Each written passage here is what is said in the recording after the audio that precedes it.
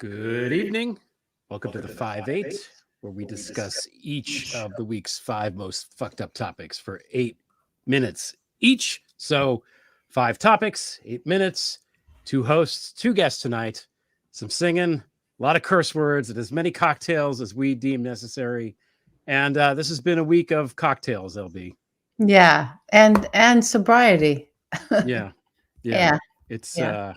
it's been a lot. I mean, the attacks happened, I think, right after the show last week, Right right? after. Yeah, I woke up because I had to get up at like crack of the crack to get to the airport. And I'm looking at I'm like, what is happening? And just it instantly felt different. Yeah. It instantly felt different. So anyway, how do you feel about it? What are your thoughts? No, I feel. I mean, we'll get to it in the, I guess, in the first segment, which we should jump right into. We are going to have, we'll have a little bit of levity tonight, A but little moment. a Yeah. little moment of levity. But Yeah. this is it's a serious week. It's a serious thing, and it's going to be kind of a serious show. Not that it isn't every other week on some level, but Yeah. I think it's, I spent all week, really, especially over the weekend, just reading and, watching and absorbing and listening. And I think that's really critical, to kind of figure out what happened, what people's responses were, what their reactions were, people who know more certainly than I do about the region and the conflict and everything. And, looking to the experts to find out what happened, what the history is, what, where do we go from here, all of that stuff. And, it's an intense kind of week, I mean, easy for me to say too, here where I am in, safety. So, yeah. Well, I just had this, I guess my sense of dread hasn't abated. Yeah. So initially it was just horrific news. And then watching people celebrate that news I just was appalled. And then, and sad. Yeah. Just sad. And afraid, very scared of what's still coming. Yeah. So I don't know if that's how everybody else feels, but that's how I feel. Yeah. There's a lot to process. There's a lot of angles. There's a lot to think about. And, what we're going to try to do is just kind of pick it apart a little bit and approach it from different ways. Yeah. And that's how we're going to talk about it. We're pretty much going to talk about it the whole time. So The whole time. Yeah. I've got the timer going. So you have the timer going. Yeah. I didn't even know. Okay. Yeah. So, all right, I've got a couple things then to cover, up Good. front. And, the first thing is the most obvious thing, which is that, these attacks are horrible. They're just unequivocally awful. And that should be obvious, but it sometimes in some quarters wasn't presented that way. And, to call it even a terror attack kind of doesn't really do justice to what they did and the surprise elements and the fact that they, explicitly targeted civilians and kids and children and old people and, what they did. The stated purpose of Hamas in doing this, their goal as a political, whatever you want to call them, terrorist organization, is to, basically take the Jews out of that area completely, whether by killing them or making them leave. That's what they want. That's their goal. And this attack it wasn't about furthering Palestinian statehood or making life better for their people that they're in charge of in Gaza. It was about killing Jews. That's what it was about. And that there's no justification for that. None. And there can never be. And I think a lot of the world leaders make the same point, but it's important that we make it and that we keep that in mind. That's the first thing. To do what they did, to be as close to it physically as they were and still commit these acts, you have to really be brainwashed to believe that the other the other is other and less than human. And, we really have to safeguard all of us against that, because we're all human beings on this earth that we have to share. And that's the first point. The second point is Bibi. We have to talk about Bibi for a minute. I don't really want to. I mean, he is awful. He's the Trump of Israel. He is a criminal. He's under a bunch of different indictments like Trump. He was out of power, and then he figured out a way to get back into power through the parliamentary system. He's trying to consolidate his power by undermining the judiciary. Sounds familiar. And there have been massive protests in Israel all summer against him. Yeah. And, that people are on strike, all this kind of stuff. So, that's something that's happening. His party is a far right party that, he has aligned himself with, what they're trying to do is encroach on the land and push the Palestinians out. And in fact, there's lots of reporting, and Haaretz, which is the New York Times of Israel and elsewhere, that this party, Netanyahu's folks, were funding Hamas because they wanted to keep the conflict going. The other party, I think it's pronounced Fatah in the West Bank, was more open to negotiation, and Bibi didn't want that. So that's the second thing. And Gaza, as has been described multiple places all over, is an open air prison. That's what people describe it as who have been there. So that's the second piece. The third piece that I want to hit up front is, do not conflate the Israeli government with the Israeli people. Do not conflate Hamas with the Palestinian people. They're not the same thing. And, when people were sharing the flag of Israel over the weekend and saying, I stand with Israel, in my view, what they were standing for isn't the political position of Bibi. It was the people in the country that have suffered this horrific act against them, a violation against them. And it's a very human thing to want to offer sympathy and support in moments like that. And if that isn't your primary thing, to feel bad for people that this happens to, I don't know. You have to check yourself. So that's what I have to say up front. Yeah, I think, for me, it's picking up on the conflation, I guess, is the thing I wanted, like the collapse. Yes.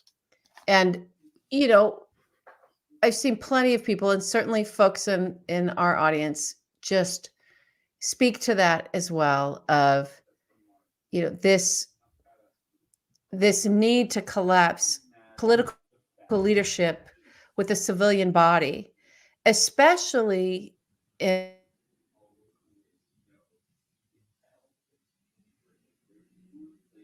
Are you frozen, or am I frozen?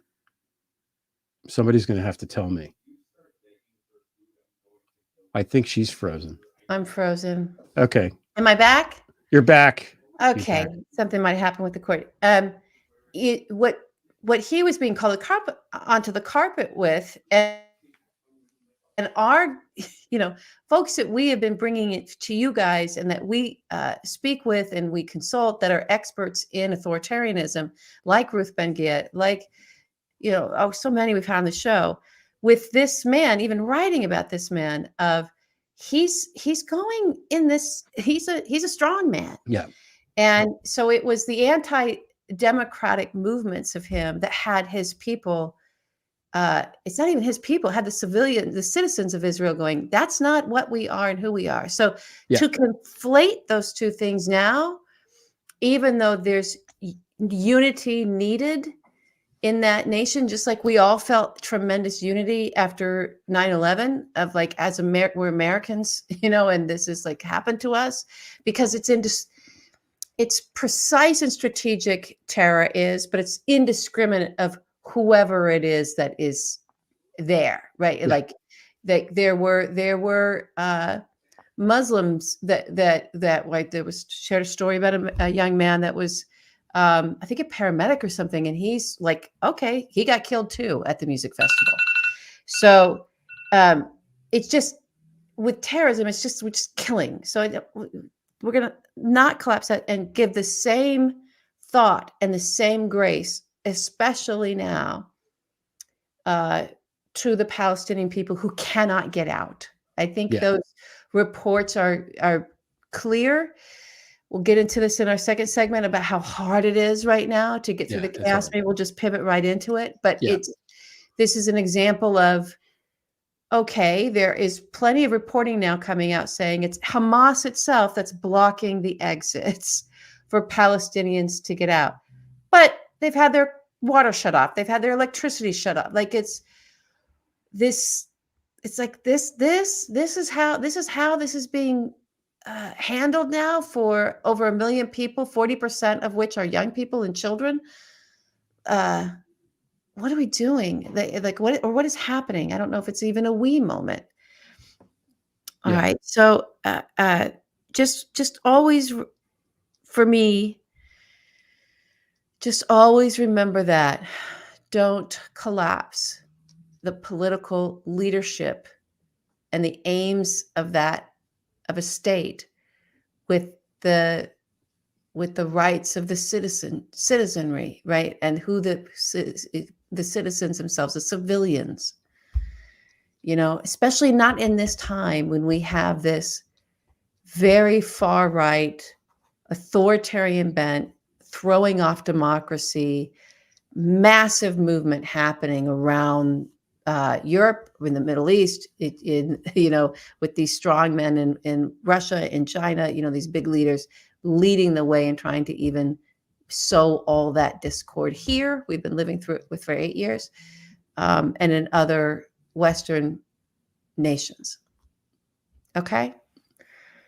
If Marie Le Pen had run the presidency somehow by rook or crook, won the presidency of France, would we turn to all French people and say, well, you're all Nazis now? Like, no. Yeah. Okay. All right. That's enough of that. I could go on and on about that, but it does bring us into this second segment Okay. of, these sort of chaos merchants, right? I cannot imagine a time where we need clear discourse in the town square across these very powerful platforms that we have now more than this moment, this past week.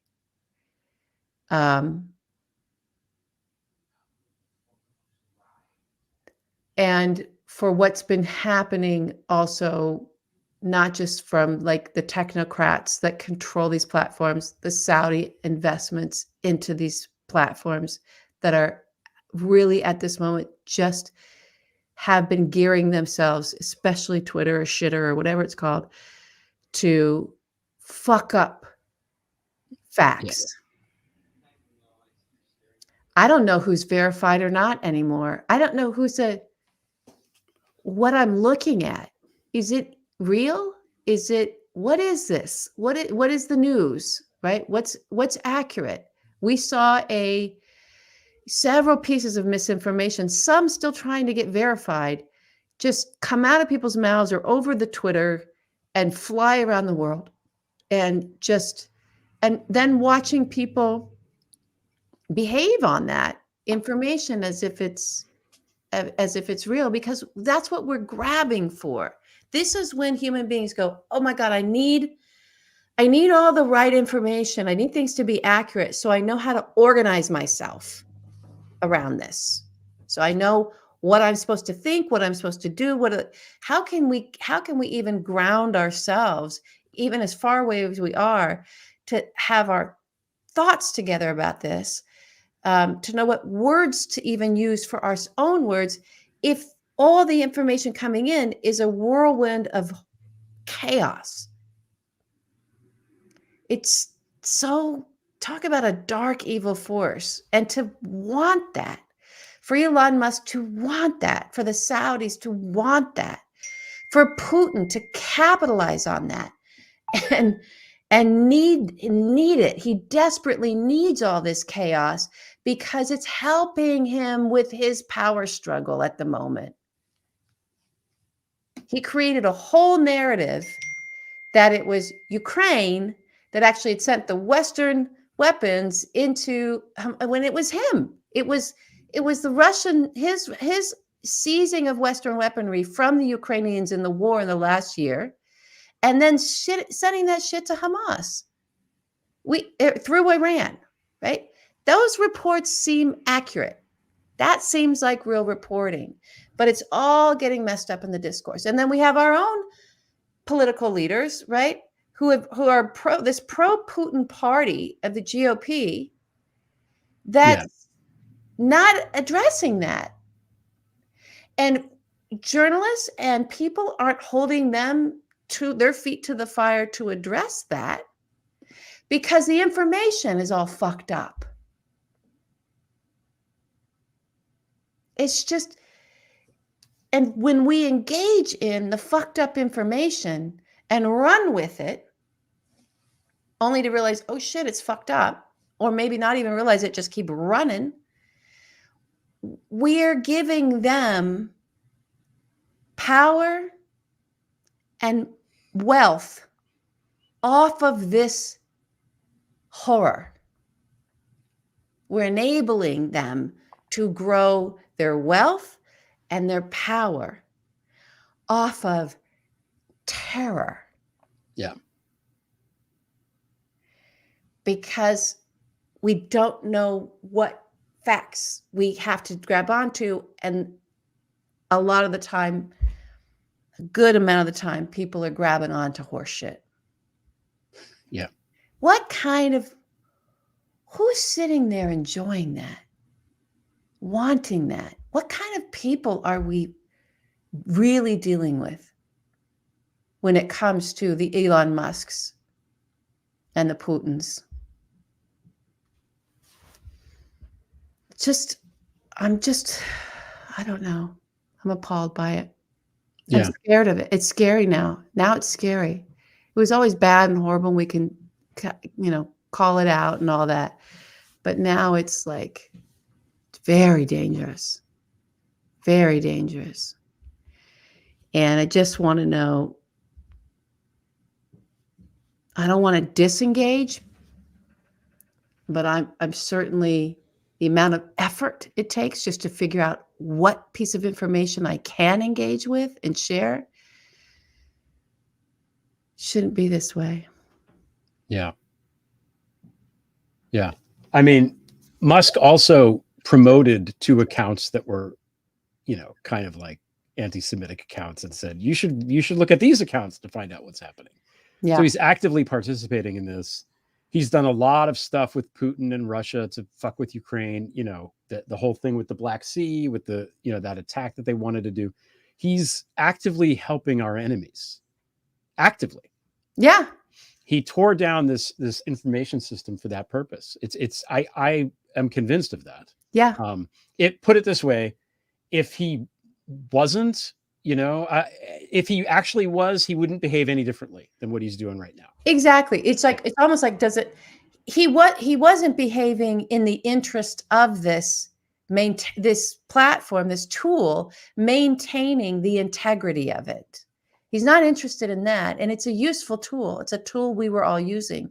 Yeah. And journalists were using, and leaders were using, and people in the finding themselves suddenly in the middle of conflict were using for the betterment of not only facts and information, but humanity. Get out of there. Go over here. Stuff like that. It's fucked up. It's all fucked up. Intentionally, it's been fucked up. And I'm not saying that there was something nefarious, but even just an example, we had that video that we worked so hard on and everything that we released last week. I put the wrong thing out at night for you guys to share last week, and then had to redo that. Is Friday, I went onto my laptop to get onto my Twitter, and I'm kicked out of my Twitter, like what happened to Sandy Bacon. I thank God was logged on through another device and I can stay on there, but it won't let me log back on to my account through my laptop, which is where I had all the files and where I could sort of see everything was organized. So whether it's just breaking down now, it was, we fired all those engineers, let's have it all break down, or the intentional firebombs are going in there. What's clear is the intent to keep it as a tool that had integrity to it for journalists, for activists, that was intentionally sabotaged. Yeah.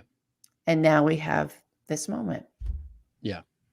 I will say, Blue Sky is ramping up, and there's enough people on there now that it's pretty useful. I found it to be very useful over the weekend Okay. to I'm get gonna that information. I'm into spending some time on it. But it's not, Yeah. it is, you can't, not everybody can, you have to have the, you have to have the code to get in. And, there's a lot of codes going around now, but Yeah. like, there's no verification, there's no direct message. There's lots of issues with All it. right. But Okay. it's, for right now, it was very, very useful, to figure out kind of what's going on. Yeah. And just to piggyback real quick on your point about, these people doing this and who are they? Arthur Snell had a great podcast. This guy, Jason Peck, I think that's his name, who's an expert in all this kind of in areas where there's what he calls disorder. And he says Yeah. that there's, there are these forces in the world that just want disorder. They want chaos. They don't want anything built because it takes power away from them and whatever. So Hamas is like that. Netanyahu's party, Likud, doing that thing is like that. Yeah. Putin is like that. Yep. That you can see where it is. Speaking of Putin, last time, and shout out to Nia Molinari for pointing this out. Last time there was a big, flare up in Gaza was like a couple months after he invaded Crimea. Go figure. Oh, Probably a go coincidence, figure. but yeah. Yeah. All right, let's have a moment of levity, and then we're Okay. going to bring on our guests, and we'll do some introductions there. But take us away with a little bit of a break here, Greg. Okay, so just in case people don't know, there was very big news lately in the New York Times, and the news looked like this. Oh my goodness! Are men obsessed with the Roman Empire? Yes, say men. There are reasons why this is, I think, but anyway, I think you needed to know that to appreciate this fully.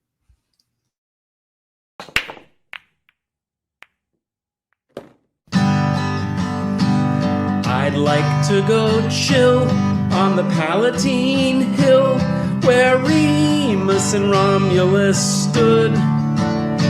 Spend the Ides of March by Constantine's Arch where the baths and the orgies feel good.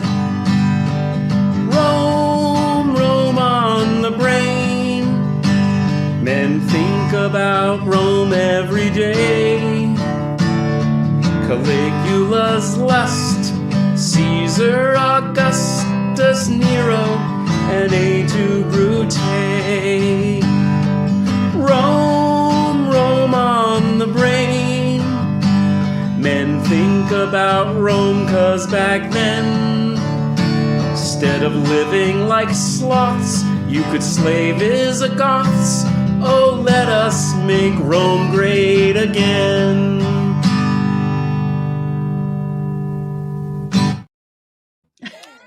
Yeah, so Look at you. yeah, I don't know. People think about Rome, I guess. I don't know. It's the thing. Yeah. Yeah. Anyway, that is really me, by the way, in the picture. Yeah, that's you in a toga when you were young. Yeah. Thinking about Rome. I was really thinking about Rome. Okay, let's put the. All right, well, look at who I have, everybody. Hi. You recognize my pops. This is the Reverend Jeff Black. Greg, you want to set up the Rev a little bit? I want to set up the Rev a little bit. let me let you get to that. Let me introduce. There's someone else has. I asked. Here's what happened. There's two people I turn to when I'm in a like, oh my God, what's happening? And I need some wisdom. And those are my parents, who have a lot of experience and a lot of wisdom. And so I thought, well, why don't I just share my parents with everyone this week? I hope that's okay with everybody. But I thought, this is my medicine. This is what helps me. And they were so generous to do it. So I'm bringing on, for the first time ever to be named and ever to be seen, this sweet grandmother from New York, from my Twitter feed. My mother, Barbara Black, Jersey girl, New Yorker. Here she is. So I'm going to get out of my seat, and in comes my mom. And then I'm going to sit off here to the side and be a good, quiet daughter. You guys take it away. We're going to take it away. So Here comes Barbara. Here she comes. Hi, everybody. Hi. Hi. Hi. I just want to say now that I've had that introduction, I feel I could die and be fulfilled. Well, that's nice.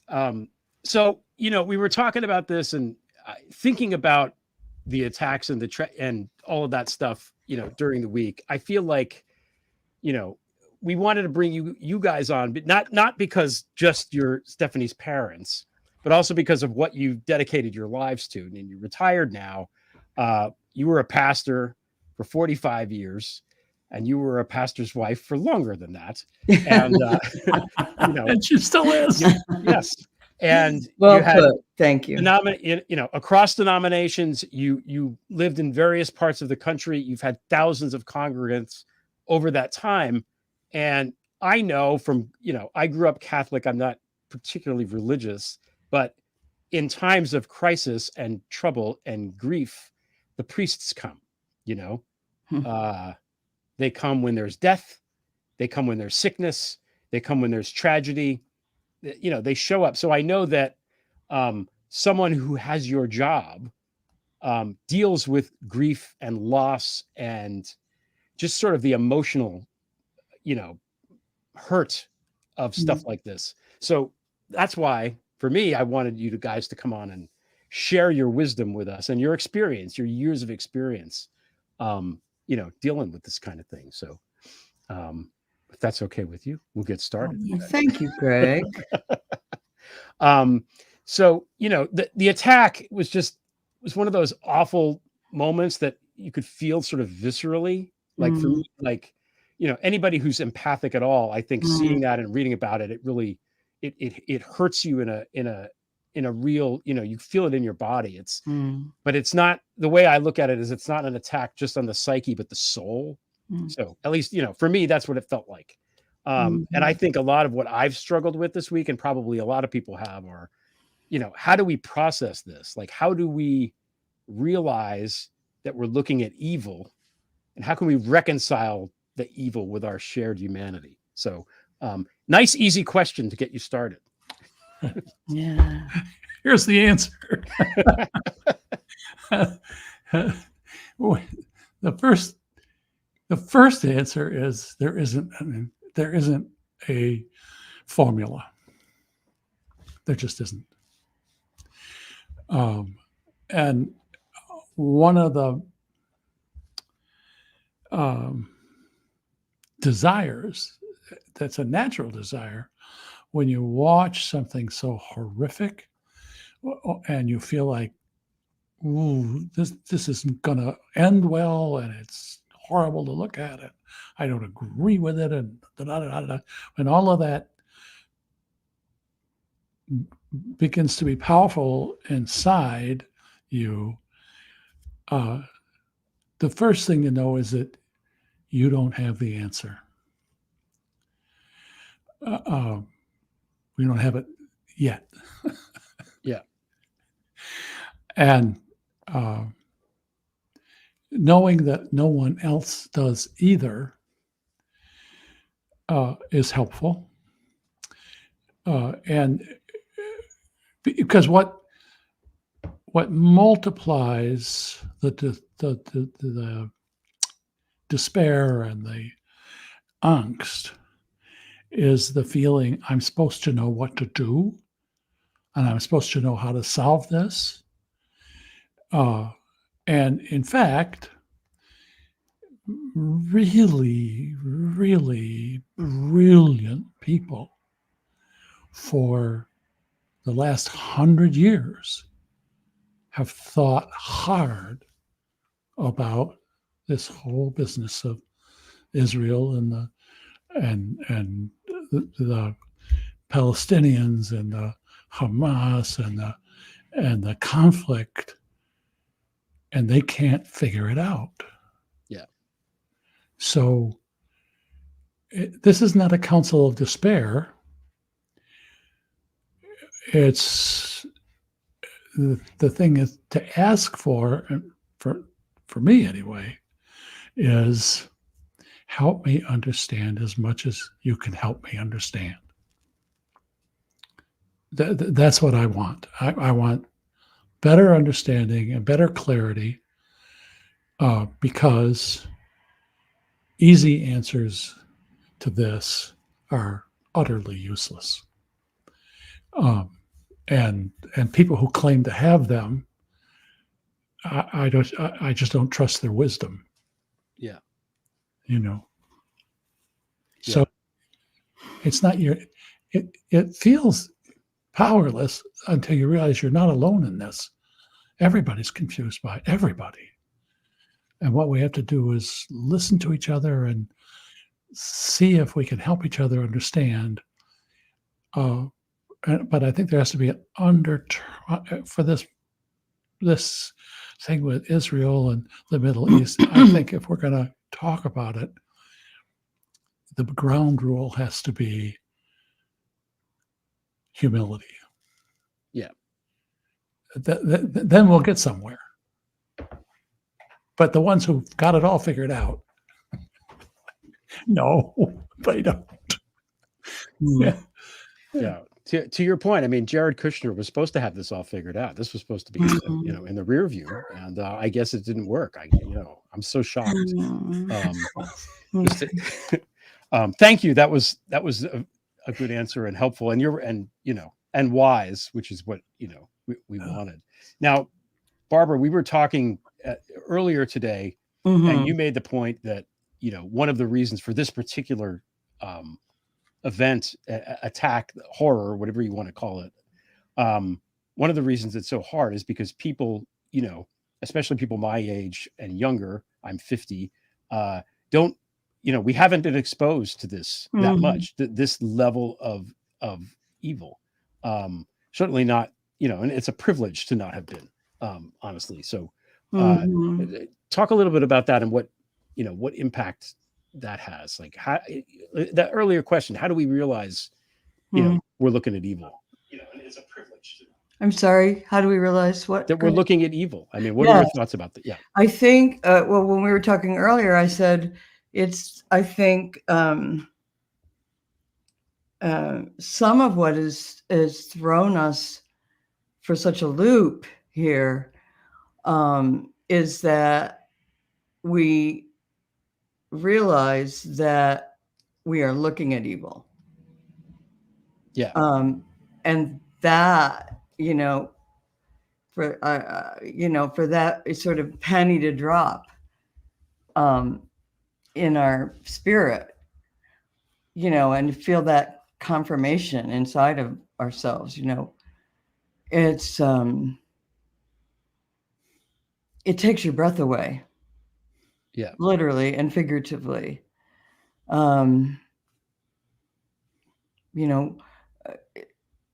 family has had a personal experience of that. So I get it. And you're knocked off, you're knocked off your pins and you don't know what to think. And if you are a person who prays, you don't know what to pray. You don't know how to be in that place. We were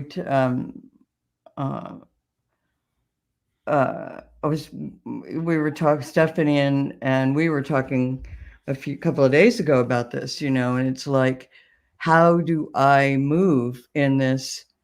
How do I carry myself and think and take another step forward in this spiritual realm, which is which I may be experiencing for the first time.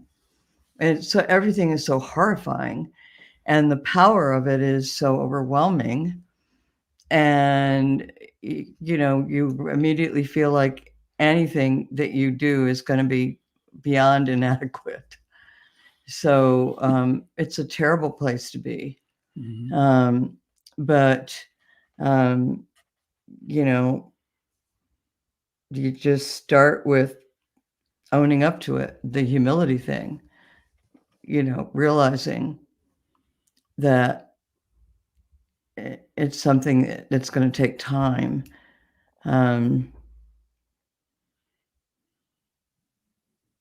And guard your spirit. You have to guard your own heart. Yeah. About it. I also think when you're praying, if you're as you ask about that, about this conflict,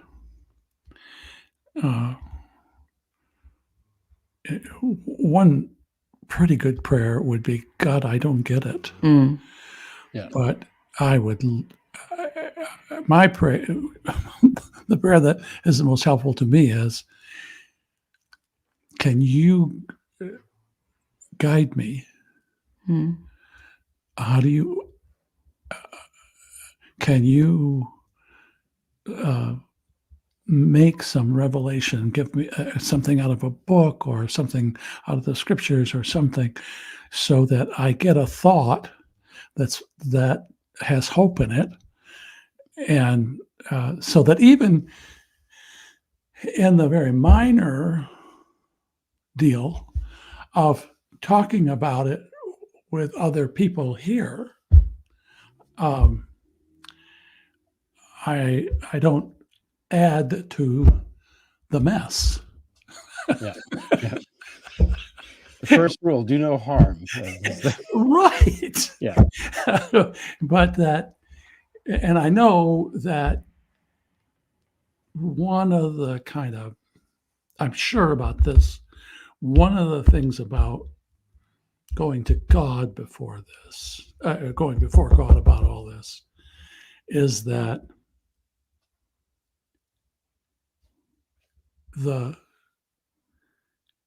every human life there that's caught up in all of this misery and hatred and danger, that every single one of those human lives carries the image of God. They're irreplaceable. They're utterly precious. And the only way you get into that mess is if someone has convinced you that other people are not as worthy as you.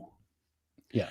And so that's the thing to pray, to stay away, that you won't fall into that. Yeah. Because that's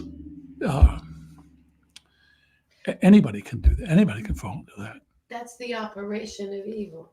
Right. That's evil at work. That's right. Yeah. Right. So talk a little bit about memetic contagion. Yeah. So memetic contagion is it's a theological concept. Memetic has to do with imitation. And a writer named René Girard developed this elaborate theory, and people have improved it a lot since he did. But he wondered why Stalin, Franco, he was writing in the 30s and 40s, 20s, 30s, 40s, and into the 50s, where these monsters of the 20th century became posed as and became accepted as saviors of their downtrodden people, when in fact they were monsters. Yeah. And how did that work? What was the mechanism that it spread into educated populations, real civilized populations, France, Germany, Sweden? How did it happen? And he thought that the key was that the person at the center of the delusion appeared to have something that the people desired: a certainty, a confidence, a strength. And they began like slowly, but then multiplying in speed to imitate him until it became a wave. And suddenly, yeah, that's right. We don't want Jews around. Yeah, that's right. We don't want this. We don't want that. And it swept us, swept whole countries into this monstrous kind of behavior. And so I think that this whole thing going on in the Middle East right now is just rife with memetic contagion. Yeah. People are trying to pose as the strong ones who have had enough and blah, blah, blah, blah, blah. And the key to that is we're the good guys and they aren't. Yeah. And so don't imitate that. That's a seductive message. It's a validating message for somebody who's off kilter and so on. But it always leads to mass death. It never brings life. Yeah. No, thank you for explaining that. And I think the point that you made earlier about, each person being, the copy of God or whatever. Mm-hmm. I think that, one does not have to be religious to understand that all human life is, should be sacred. Yeah. I think that's a pretty non-denominational thing to believe. And the other thing I was thinking when you were saying that is with the memetic contagion is this idea of righteous anger. Which I have always felt that not just anger, but righteous anger, where you're pissed and you have reason to be mad, is the hardest emotion to process, because how do you burn that off? What do you do? And I don't know what the answer is, but I have something to say about that. Okay. Which is when somebody really offends and you are offended, which happens,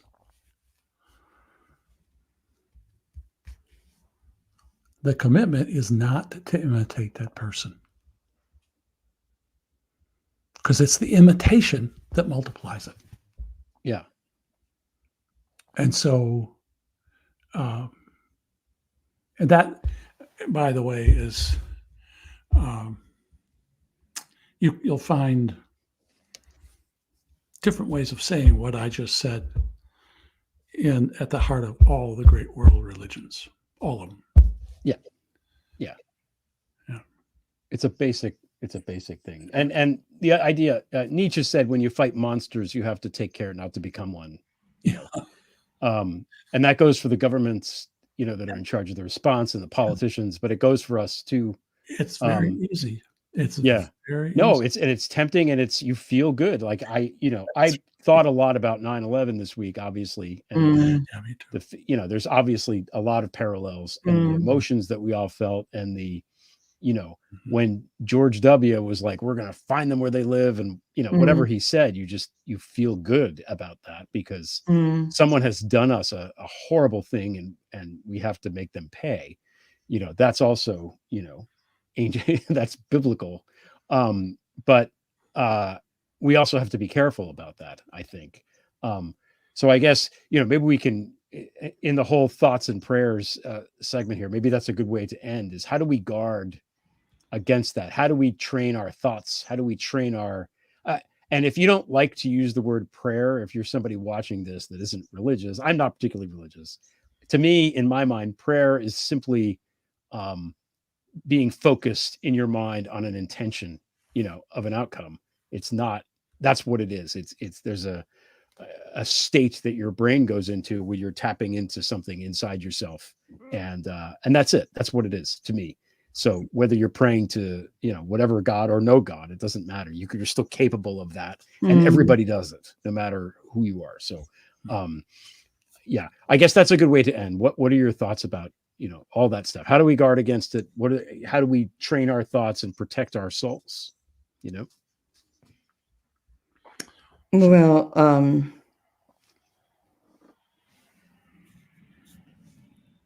one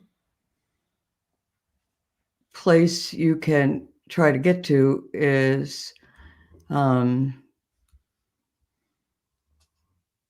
let me rephrase that.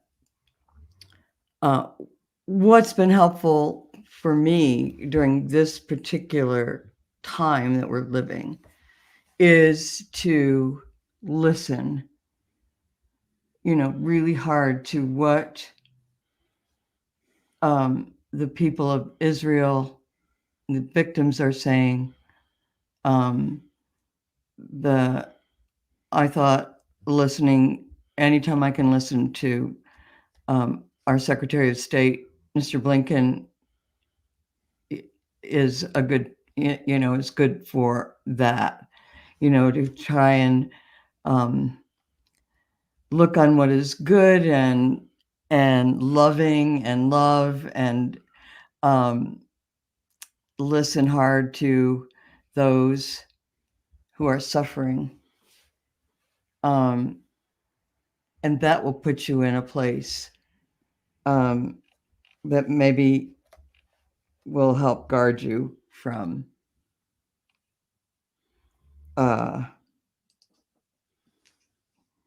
misstep. Yeah. And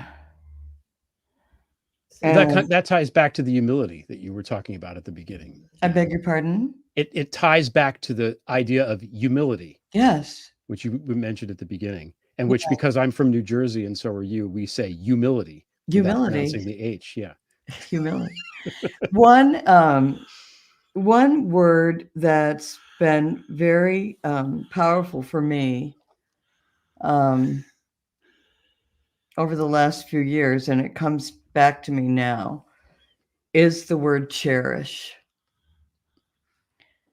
I feel like that word has been lost in our community of whatever community we belong to, and in our larger community here, in America, in our conversations, in how we think of both people and values and ideas. And thinking on that word, cherish, makes me see people differently, and makes me think about who I am as an American differently, and makes me mindful of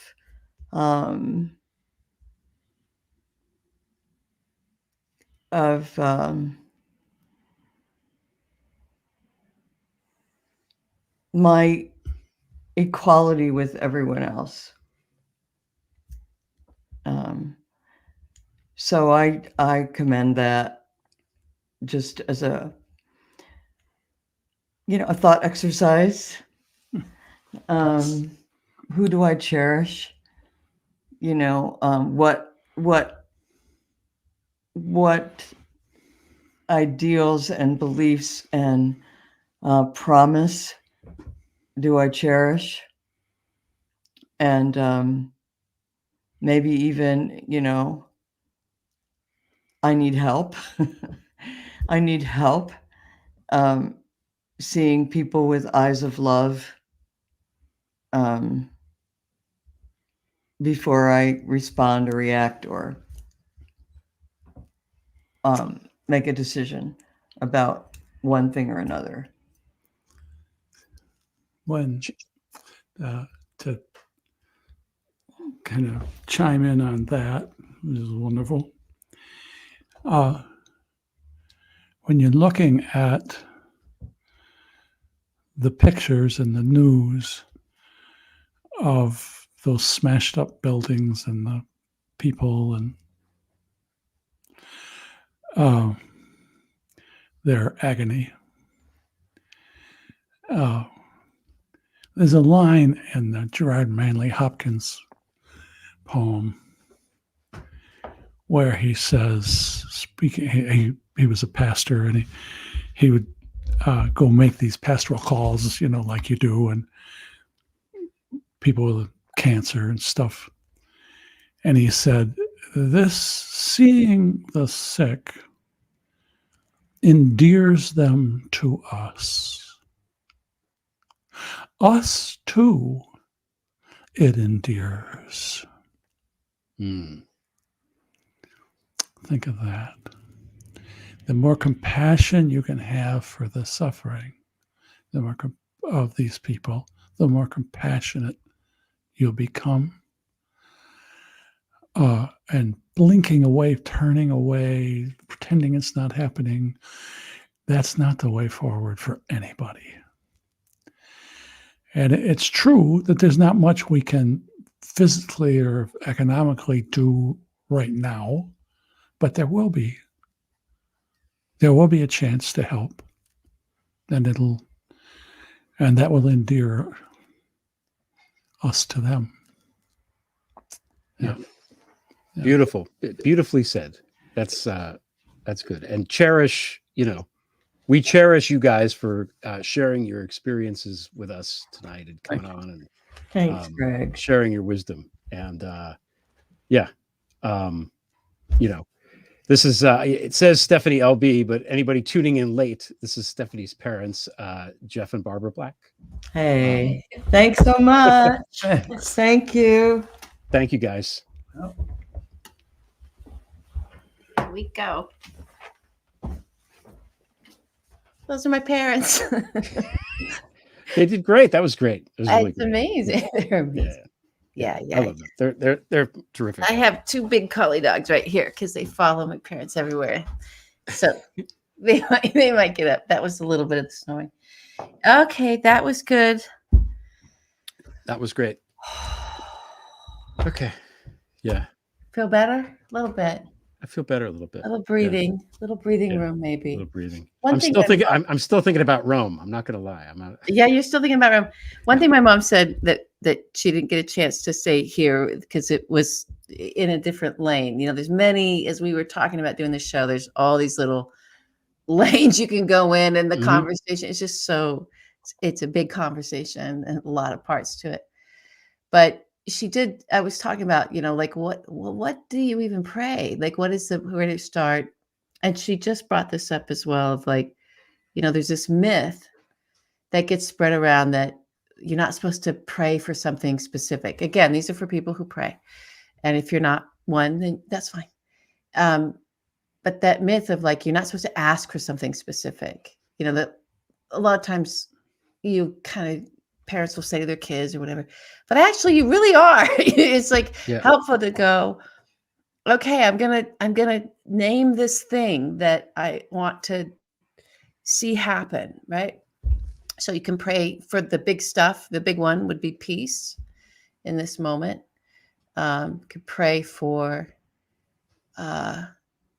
relief for the suffering, for those in harm's way. You can literally ask for something specific. Was the wisdom I got from my mother, who is just she's really good at that stuff. So anyway, want to make sure I said that for everybody. Yeah, good. No, that's good. I'm glad that you brought that up. So good. Yeah, that was great. All right, we got two more topics here. We got two more topics. Yeah. Let's get to it. Let's get to the, this sort of, I think bouncing, even coming off of what you guys were just talking about, of what is, what are we doing here? Like, what is happening domestically? Yeah.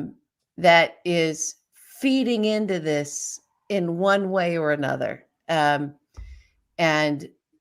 I just think it's important for us to sort of do a mental recheck of, and I know a lot of our audience has been doing this on their own, out there in the social media sphere, of just trying to remind everybody, we don't have a speaker.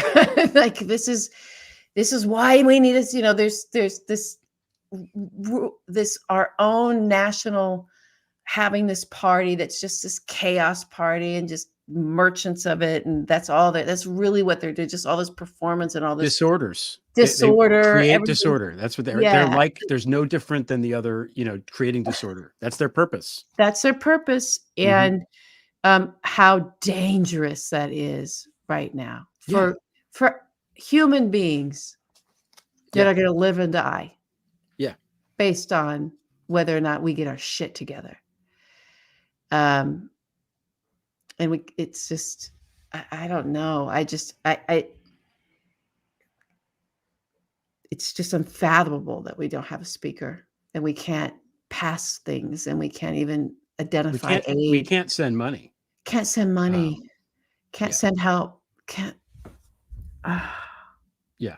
It's hard to feel like it isn't intentional and that the timing isn't intentional.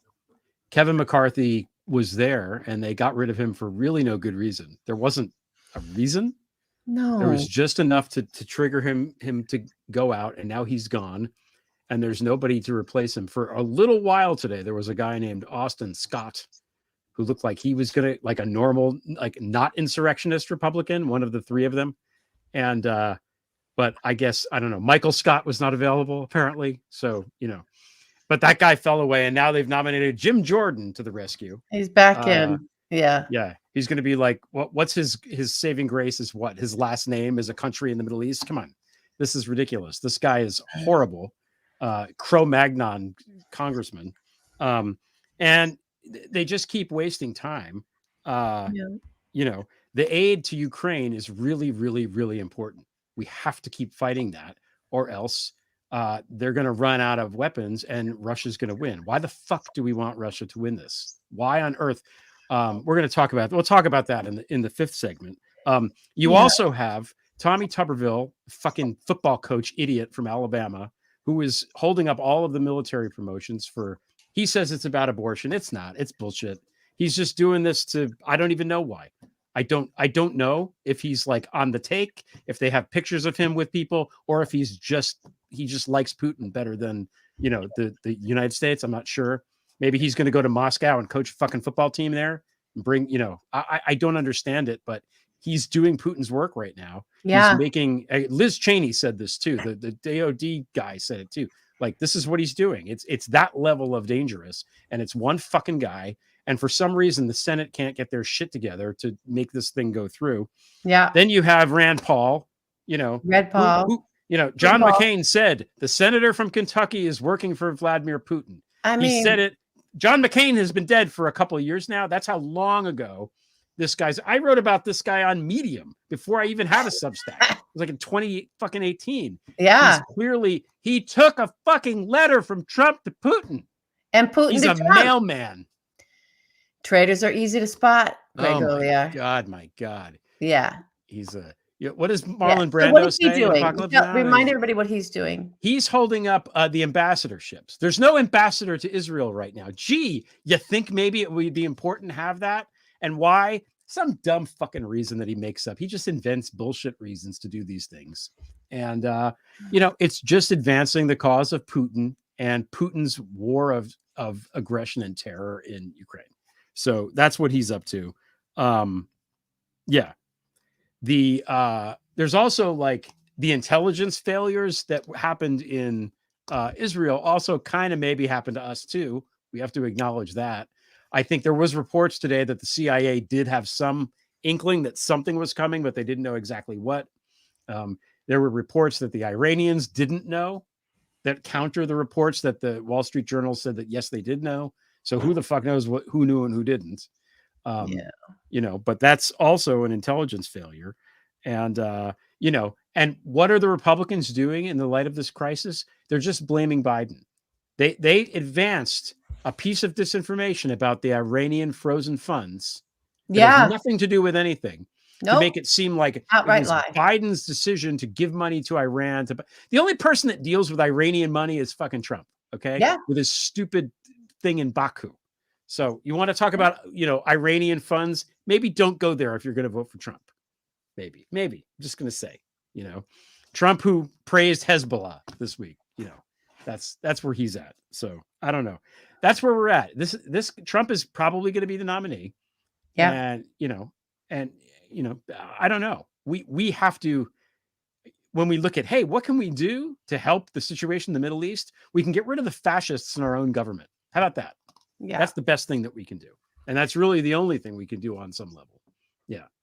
Well, and domestically, our president before this, again, was calling on Netanyahu to not go the way of the authoritarian strongman with the accident and the judiciary. Domestically, there was a swelling that was, you could really feel it and hear it, of support for Palestinians, and a call, like, for those of us who are old enough, I'm old enough to remember when the United States finally figured out apartheid. Like, they finally got to a place, the citizenry, the leaders always knew that whatever, but the citizenry finally was like, got enough awareness and enough close-up information and accurate information would go. And there was great leadership there of like, yeah, we're not supporting this, right? And we're going to call for this to end. And it was the pressure of the calls from the American people for it to end, truly, that helped that end. Many, many factors, but that was one of them. So that's gone. Yeah. So domestically, we had just gotten a couple of our democracy and our democratic ideals, in terms of the 300 plus, almost 400 million Americans, awareness of it and projection of it into that region and into the conflict, was finally coalescing and being felt around the advancement of democracy in a way. And the demonstrations in Israel were in the footsteps of peaceful resistance.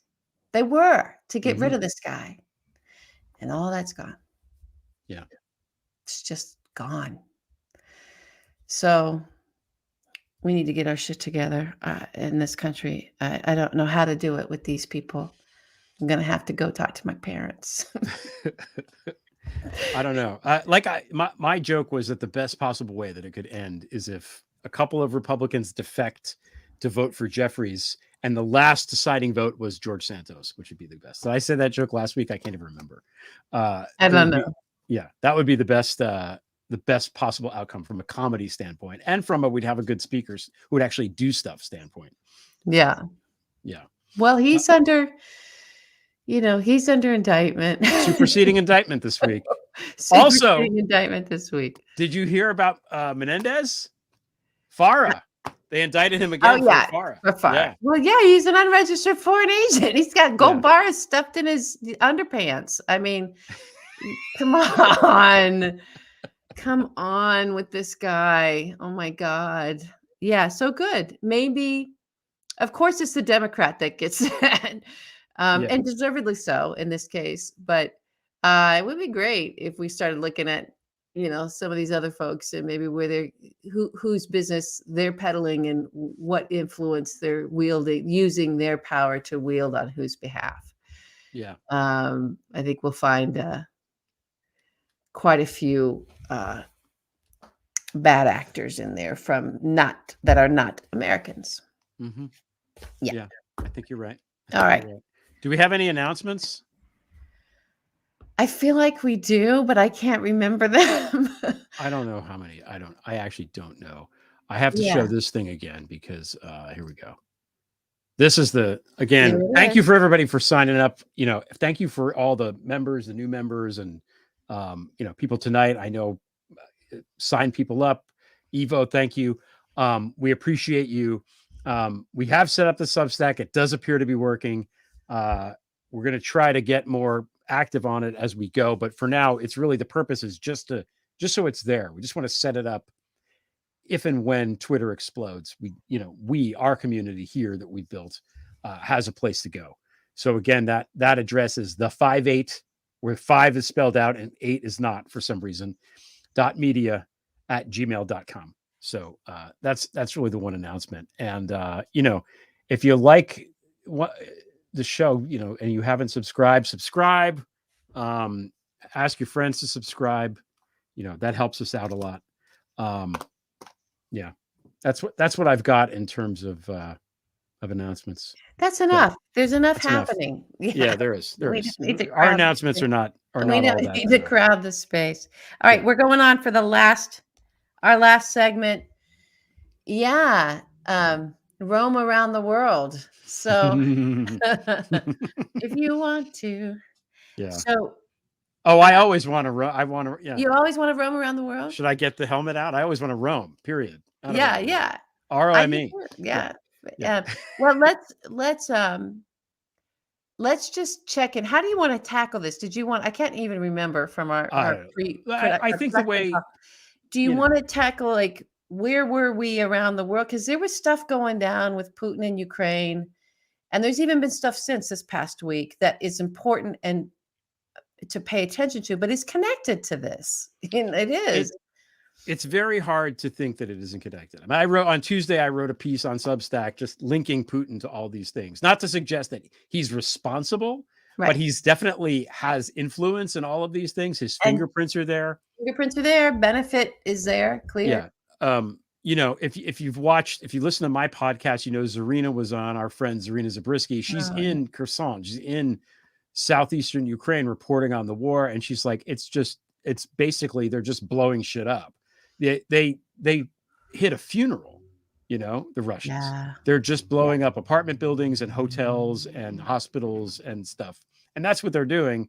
And we know this because terror and war crimes. Yes, terror and war crimes. And war crimes. And it's been upped in the last couple of maybe month or something like that. And then suddenly this happens, via Hamas, who's, Hamas, the leadership of Hamas was in Moscow meeting with Lavrov like 2 months ago or whatever it was. They're tight. They're all in the same kind of little group. The Iranians, what the first country that Putin visited after he invaded Ukraine was? Iran. Correct. Yeah. So these guys are all, they're all of a piece. The other thing that happened, and somebody in the comments mentioned it earlier, is the Nagorno-Karabakh situation where the Azeris went in and just took Nagorno-Karabakh. 100,000 Armenians fled, back to Armenia. That happened because the Russians stood down. Russians have been keeping the peace there for 30 years. And, for some reason this week, they were like, we're done. We're out. You do your thing. And whether that's to curry favor with the Aliyev, the Azerbaijan dictator, or, just to create more chaos on the stage and draw attention away from what he's doing in Ukraine, I don't know. But Putin is absolutely connected to all this stuff. And if you look on a map, by the way, Kherson and like Gaza are really not there. It's almost the exact same longitude. And it's not really that far away from each other if you could get a car and drive, it's like, it's not far. So there's just this sort of great destabilization occurring with a push or a retreat, right? That causes it from the same actors over and over and over again. And listen, if Egypt, that reporting is in, Egypt did inform, and I'm sure there were other countries, this attack is coming. For Bibi to say, I find this so difficult to wrap my mind around. Keep me in power, even though I'm the one who didn't either failed to get this information. It's my channels of government and leadership failed to get this really vital information to me, or it did get to me and I chose to ignore it. Either way, whatever the betrayal is, it's like, what is the argument for this man staying in power? It's no different. It boggled my mind. It was like when we had our attack and the information came out, the knowledge came out and the reporting came out that Bush was warned. He was briefed on this coming thing from not the specific details, right? and didn't act on it. And why did we think he was going to protect us? If like, that's it, you're done, you're disqualified. And that was even a situation where it's an enemy none of us had even kind of reconciled before. I mean, sure, there were some terror bombings and World Trade bombing had been bombed before, but this was it did feel like it was a new thing for us to get attacked like that. Israel's been there with the Hamas and then the Hezbollah and like coming at them for their existence. Like this is a regular thing. They built a wall to go down to stop the tunnels, and the Palestinians just came across by land and from the sky. Or not the Palestinians. I'm so sorry. Hamas. I'm so sorry. My apologies. So it's boggles the mind. I don't understand I understand other world leaders' response to supporting him in this moment. I feel like that needs a lot more care from here on out. Yeah. And now that we have this information that Egypt has delivered, again, around the world, what are these other nations doing? I don't understand what Erdogan and Turkey is doing. That seems to be a disaster situation there in terms of getting any clarity of what are these guys' motives? Why isn't anybody reporting of this? Why is he saying the stuff he's saying? It's nutso. It's as if a dam is broke or something. A plug came out of the thing, and the whole thing is now flooding the zone from everyone that has a vested interest in this chaos and what's going on. And then when you look at what they might have known ahead of time, it does look like they knew this was coming. Many nations knew this was coming. It's bizarre to me. It's bizarre. I frankly don't understand it. I don't like it. If a massacre and these terror acts could have been avoided, I don't understand why they weren't. I do. I can go real cynical. I can get a cynical idea. I'd rather not. So I don't know. And where's Eric Prince? I'm sorry to pull something out of blue sky, but where's that mercenary bastard? What's he up to? What's No going good. on? What's happening? Like there's pockets of sort of like, where's this person? What about that nation? What's happening there? Like the thing that you said of like what was happening in Kherson and then this, and it's a lot building around the world. There's a lot building. And it feels like, I think I said to you, it's like one of those whirlpools. Yeah. Almost like a science fiction film of like a whirlpool pool in the ocean that's just a gathering storm, but it's sucking things into it instead of blowing things apart, while also a massive destructive force. So I don't know. Yeah. I'm tired. Turkey, by the way, if you draw a line from Kherson to Gaza, like Ankara is like right in the middle. Yeah. It's the midpoint for know, maybe completely coincidental, but that's where it is. You know, you look on the map at these places, they're close. They're close by. This is an area that is in trouble. And oh, by the way, Serbia and Kosovo, don't forget about that. That might be a problem too. What's happening there? What could ever go wrong in the Balkans? Nothing's ever happened bad there before. There's just mobilization of the like, we recognize Kosovo, other countries don't. Serbia is getting all primed for, they're mobilizing things on the border. It's a place to keep an eye on. But so far it's been okay, I think, but it's not great. It's a we don't want World War I redux so much. No. Yeah. We don't want any. That was a bad one. World War I was. That was a bad one.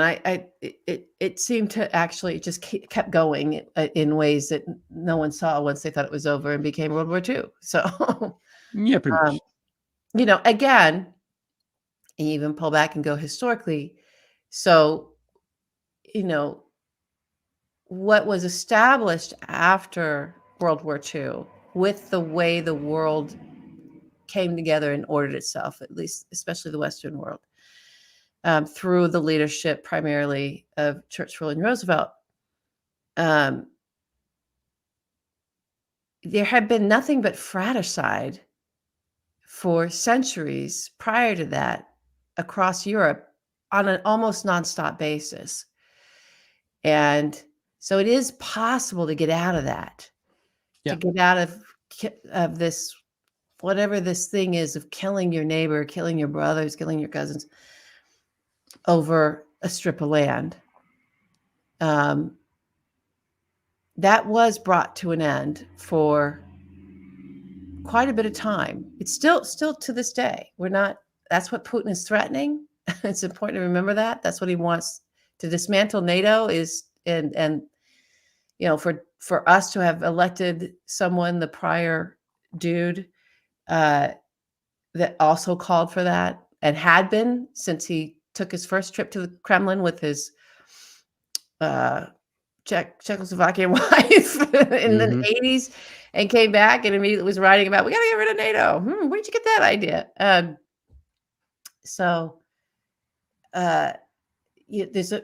It's important to remember that even for things that have gone on for centuries, human beings have been able to organize themselves into agreements of peace in other areas of the world and in other times historically. So perhaps we can, as human beings, find that here. Well said. And as I have to point out, Okay. the last time before, after World War II, that much of Europe was that peaceful and not fighting against each other. You know who was responsible, LB? It was the Romans. Yeah. Yeah. It was Antonius Pius. That's who it was. That was a long time ago. So, this is the Pax Americana. Look, America's done a lot of bad things for sure, that we would like to have back and regret. But the peace in Western Europe and Central Europe is real. Yeah. That can't be disputed. And we are responsible for that in a positive way. So, and that's what Putin is trying to undo. So Trump tried to undo. So, we have to get rid of these fascists and these chaos agents and vote them out or defeat them, so that they leave. That's what we have to do. Yeah. I hope we can. All right, you guys, I hope this was, I got to admit, we spent a lot of time talking about this show and not even knowing where we were going to, more than usual, and our topics, and